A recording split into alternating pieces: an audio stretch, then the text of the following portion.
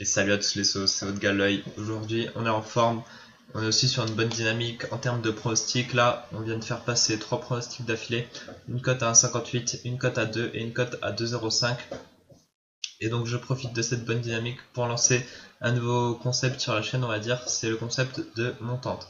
Alors, pour ceux qui ne savent pas, qu'est-ce que c'est une montante dans les paris sportifs?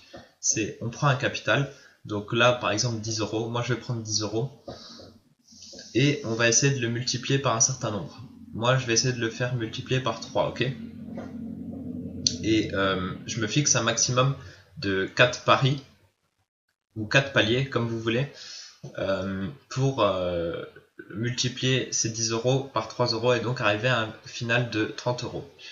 Et il faut à chaque fois remiser la totalité des gains qu'on a. Donc par exemple, là, je vais vous donner une cote à 1,40, ok? Et disons que là, si je mets 10 euros sur cette cote à 1,40 et que ça passe, je retire 14 euros.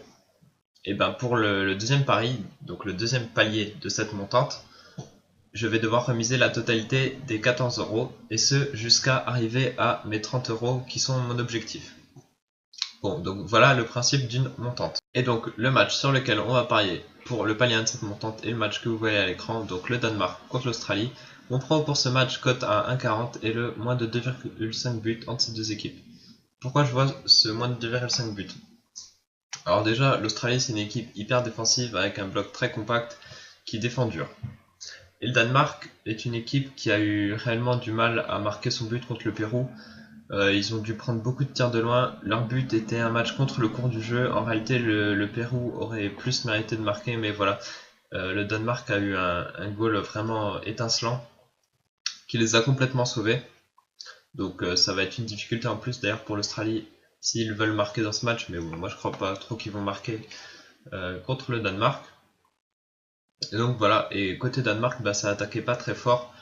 Ils ont été obligés de prendre beaucoup de tirs de loin, comme je l'ai dit, et leur but était vraiment contre le cours du jeu. Et donc côté de l'Australie, bon, c'est pas très fort en attaque et ça mise pas sur son potentiel offensif non plus. Leur but contre la France était vraiment pas vraiment mérité pour eux, puisque en fait c'est plutôt Umtiti sur une erreur, une grossière erreur qui leur a offert le but qu'ils ont marqué. Et donc voilà, c'était tout pour mon analyse de ce match. N'oubliez pas de m'ajouter sur Snapchat, Tom Prone, le lien est dans la description afin de ne louper aucun de mes pronostics. C'était tout pour moi, ciao les sauces.